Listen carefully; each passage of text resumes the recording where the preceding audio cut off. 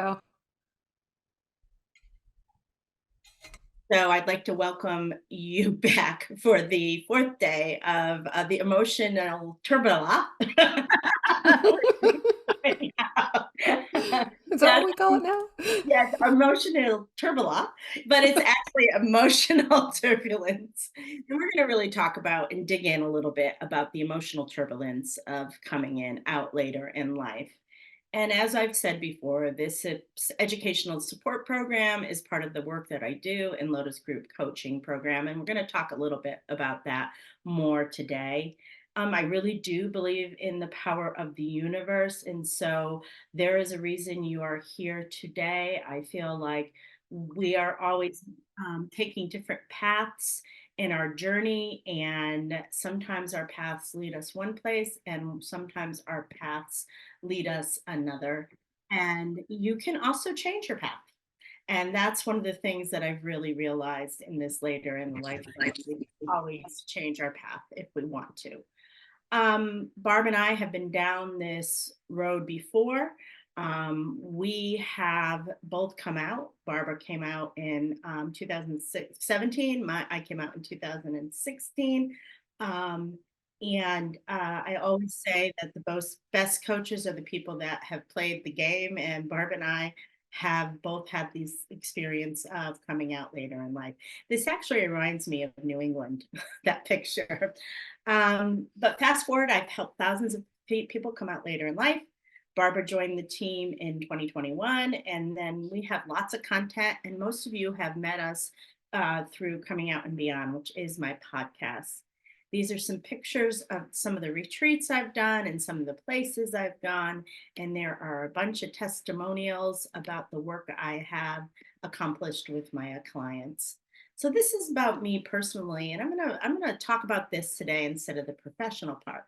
So I was raised in a chaotic home, and I think I spoke a little bit about that on Monday, meaning that I was raised in a home where my dad was an alcoholic.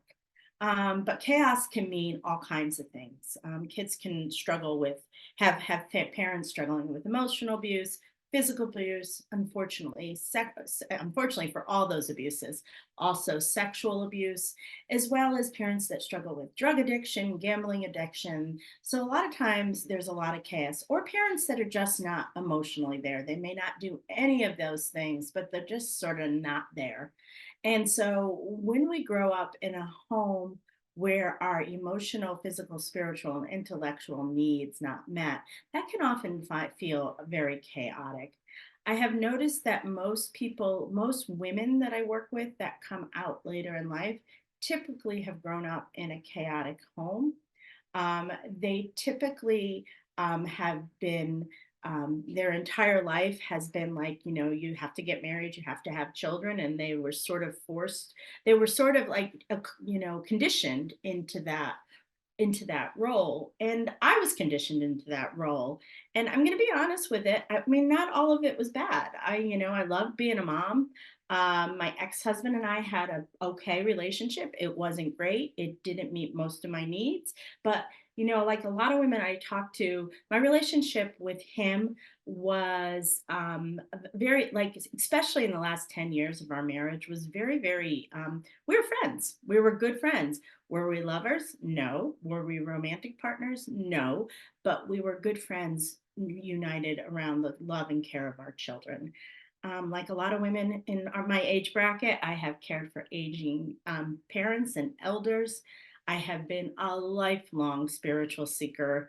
Growing up, going to Catholic school when I was young, doing all types of yoga and meditation and all different, like three different religious branches of the religious tree I've been a part of. One of the big things I've always wanted to do was not live in my home state my whole life. So after I met my wife, I moved to Nashville, Tennessee. I like to show up for people. I think that comes from my part of my life in which, people, I was, just really isolated as a child. And so I just never want other people to feel isolated or alone. So that is one of the reasons I show up for people. And then I got a lot of professional experience and professional training to show up for people and ask. and make sure they want me to show up for them before I actually do it. I love to travel. I'm known as funny and I'm kind and I can get angry sometimes. I'm a huge social justice advocate. I'm the youngest of five. I love to play pickleball because, I'm almost 60. I love Broadway shows. I'm a soccer fan and I really love a good book, though I'll tell you, getting my master's degree really killed me in reading. And I've been trying to get back at it for years. We've talked about my professional background before, so we're going to skip over that today. And Barb, do you want to talk about yourself personally a little bit? Sure, and I can say that I relate to the whole doing your master's kills your enjoyment of personal reading. I read nothing these days unless it's a textbook I haven't because recovered it. I haven't recovered, and it's been 15 years. oh boy. Well, maybe some books on tape or something. I don't know. Audiobooks, books on tape. I'm dating myself there when I say that. Yeah, because I got that tape recorder still somewhere. Um, okay, so actually, there's some similarities between our stories. I think Anne Marie, especially when it comes to coming from a household that's a little bit chaotic. I have a parent with mental illness, so that's like much like being raised in a home of an alcoholic, or where there's abuse, it can make you feel very unsteady as a young person. And because I was also a middle child, that is the traditional peacekeeper role. Um, I ended up being a real people pleaser, and also the middle children are a little bit invisible, so that has its good qualities and bad qualities. And coincidentally, I grew up and turned into a femme lesbian, and I am still invisible to so many people, to my own people, right? And for those of you who may not know, when you're femme presenting, it means that You have to uh, work hard to be seen by the queer community. you do, because you kind of you just slip into regular heteronormative society and look like any straight woman who's out there. You wear like for me, I wear lipstick and dresses, and I like sparkly things, and pink is my favorite color. So I'm not easily spotted in the wild. I was married for yeah, for I was married to a man for 21 years, and we have two daughters together. I came out in 2017 when I was 45 years old. My oldest daughter is transgender, so we're a very queer, affirming family. I have one surviving parent, and my dad passed away. He had a lifelong, well, very long struggle with Parkinson's disease, and passed away within, oh, I'd say the first 7 months of me coming out. I am currently joyfully single and dating, so loving that. I've also had, longer-ish relationships with women since coming out, longest being about 2 years. And I'm Canadian, eh?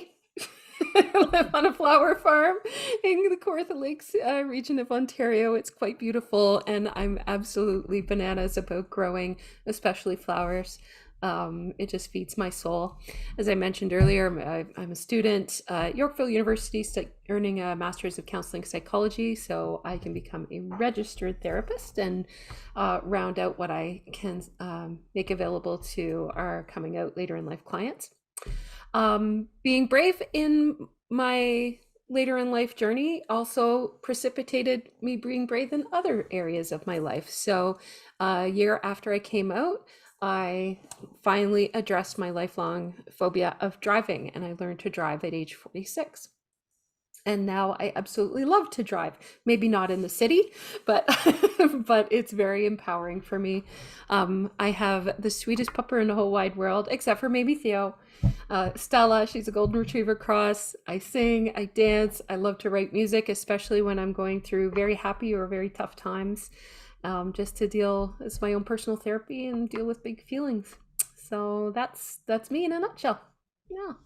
Thank you, Barb. And so these are Barb's professional experiences. And then before we're gonna skip over the homework today, just so we have enough time for everything. So before I get started, I want to show you one of my favorite graphics of the coming out process. Um, And if those of you who are a little bit more experienced in this will know actually what graphic that is. As you read this is like the, this is actually a famous grief graphic, and I sort of took the grief words out of it. But when I look at this and see the you going down and then you're going up, and when I first saw this graphic like 10 years ago, because I'm a grief counselor also, I was like, oh yeah, that makes a lot of sense, because all those words really pertain to the grief process. But really, the graphic on the right is what a grieving process is like. And so you may be asking to meet me, why are you saying this about the coming out journey? And I'm saying this about the coming out journey is because there is a lot of change, first of all. And sometimes there's a lot of loss when we come out later in life.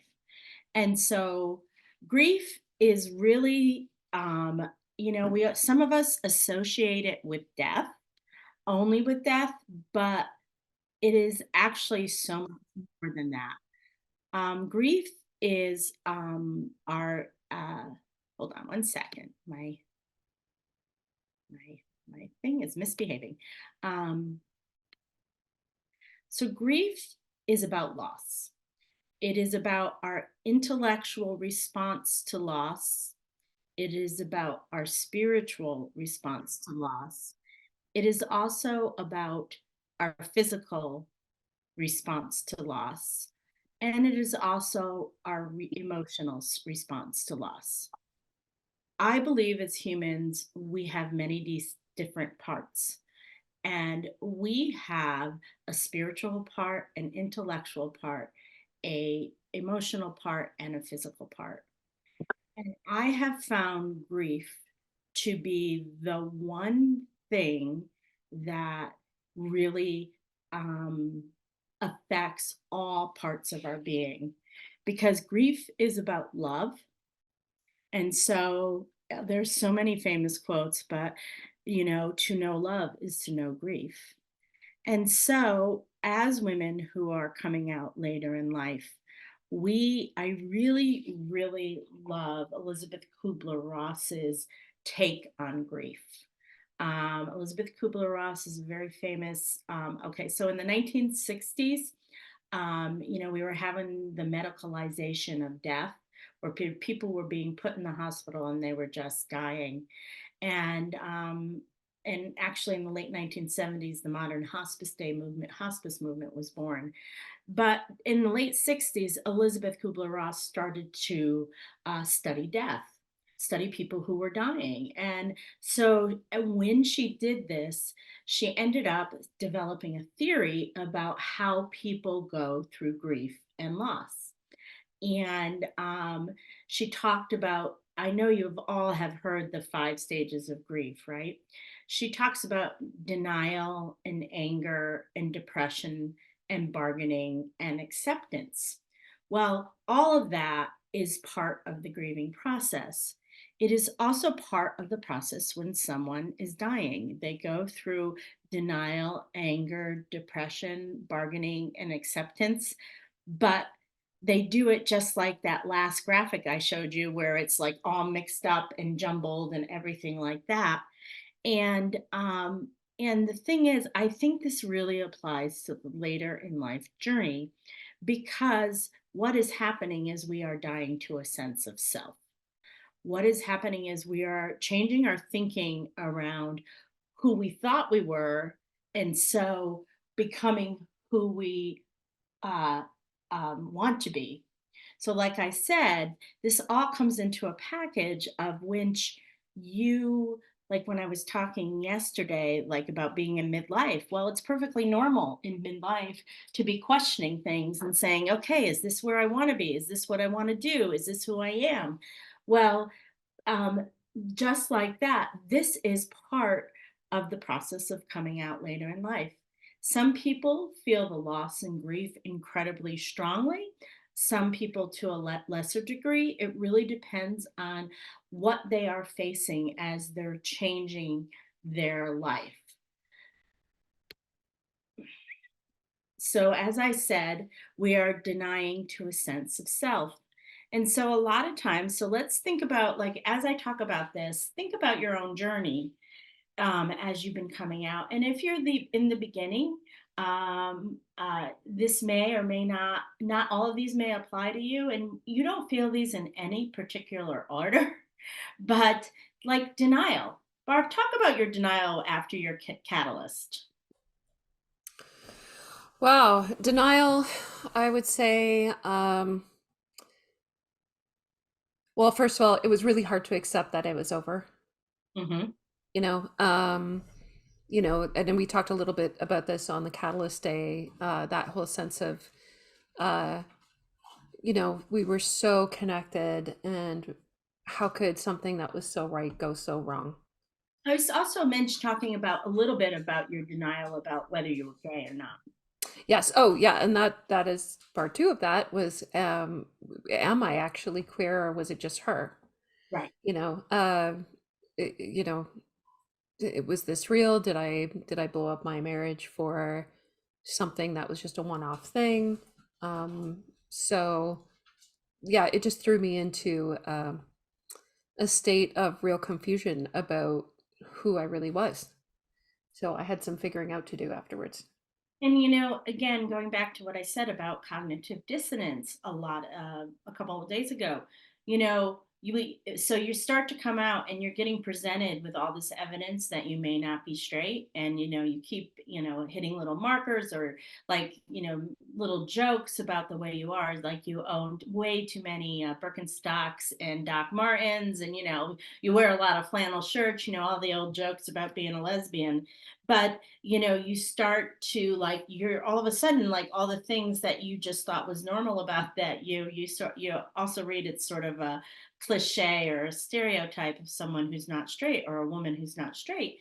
And so even though that's happening, you're still we still struggle with whether I'm gay or not. And so there is a big part of, like, for a long time it's the denial before, but then, even when you start this process, there can still be denial, whether it's around your queerness, it's around the end of your marriage, it's the denial, the emotional effect it's having on you. All those things can be part of this process. There's also a lot of anger. Anger that you didn't figure this out sooner. Anger that we live in a world. Well, we live in a world where they make that it is so hard to do this. It shouldn't be so hard to do this. It should just be normal that people can love who they love. But we live in a world where it is hard to do. Um, and also, too, like anger that you missed a part of your young 20s, and you're like, well, I never got to experience that, where I was just a young queer girl doing having fun and meeting all kinds of people and stuff like that. There's also anger around, sometimes anger and sadness around the future we thought we were going to have. We thought we were going to have this kind of future, and actually it's going to be another future. And that also is that feeling of depression, or like, okay, how am I going to make all these changes I need to make?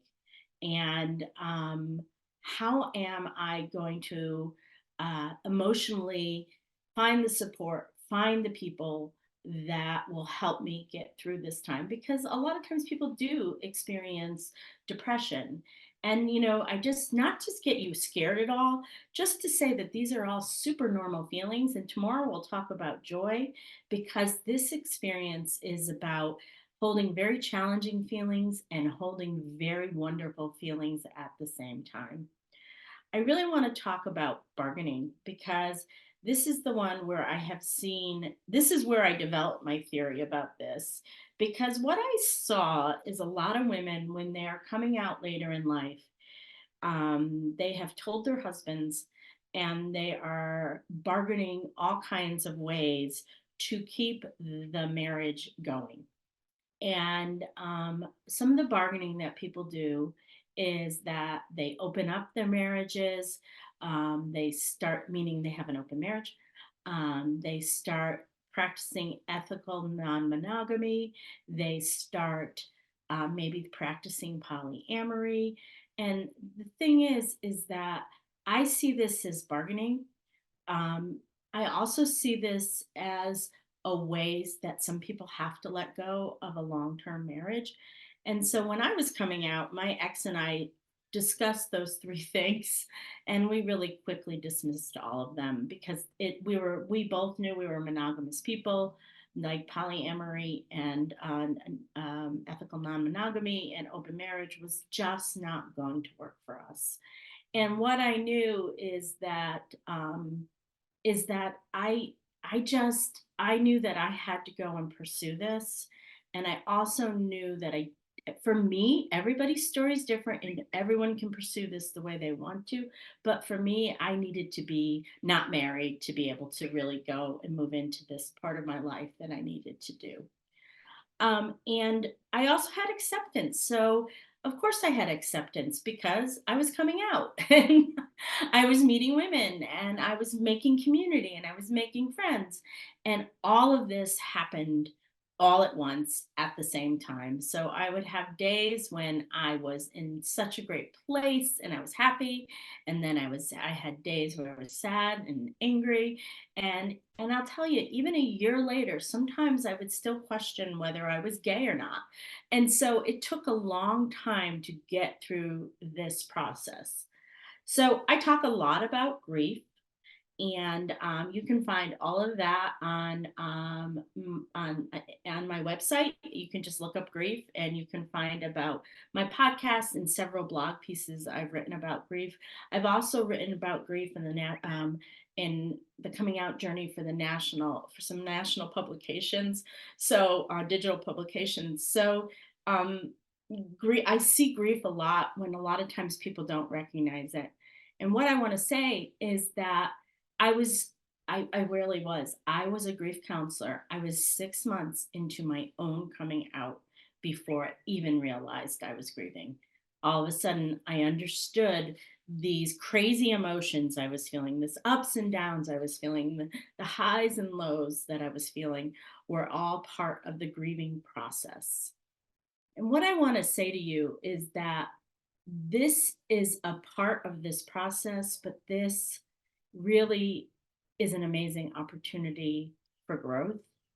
And you may not feel that right in this moment, um, but it ends up giving you such of appreciation and an understanding of life. And it really does fill you with a compassion and gentleness for other people. Because it is, for some people, coming out is coming out, but I tend to attract people in my work who are people that are deeply aware of the spiritual nature of life. And for a lot of my folks, this is truly a spiritual awakening for them.